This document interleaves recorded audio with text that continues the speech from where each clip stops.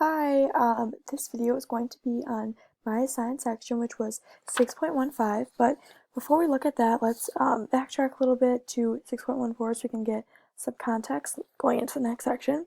So 6.14, we're talking about the Druids who were accustomed to be absent from war, did not pay taxes, and had freedom from military service. So those who were participating in the military service were writing letters in Greek.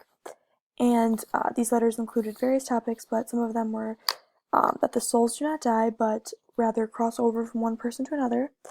And they also talked about a lot of scientific ideas such as constellations and their movement, the size of the worlds and of the earth, the nature of things, and the force and the power of the immortal gods. So, with that in mind, let's move into 6.15. So 6.15 starts with Alterum Genus, which means this other class is of the knights.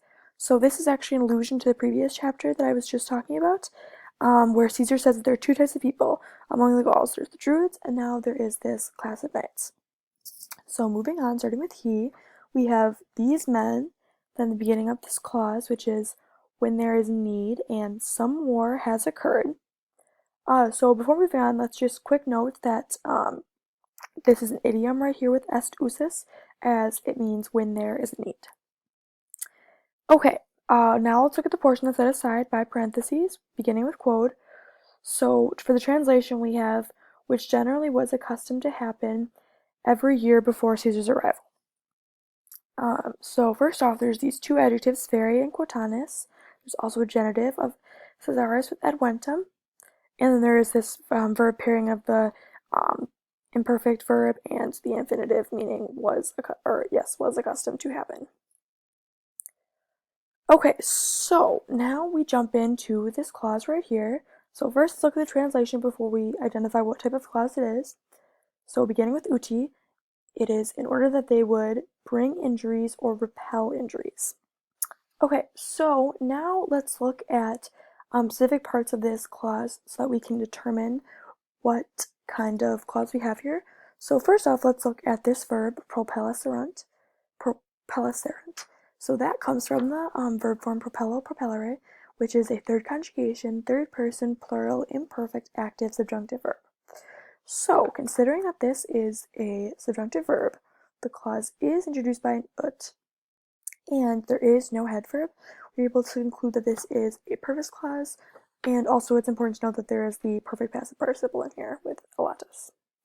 Okay, so before we move on, if we look here, we started a cum clause with cum all the way down to propesselerant, and that is a cum circumstantial. So make sure to make note of that. Okay, moving on with omnes, we have all are involved in warfare, and as each one is most distinguished with respect to family and wealth. So that's all pretty standard, but do note that this is a ablative of respect due to its translation of with respect to.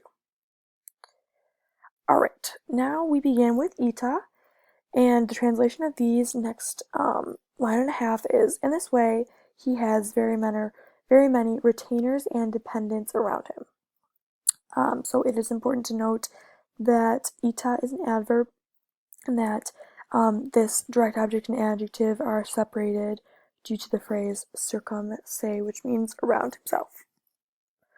Okay, and then the last line beginning with hanc is, they know this one source of power.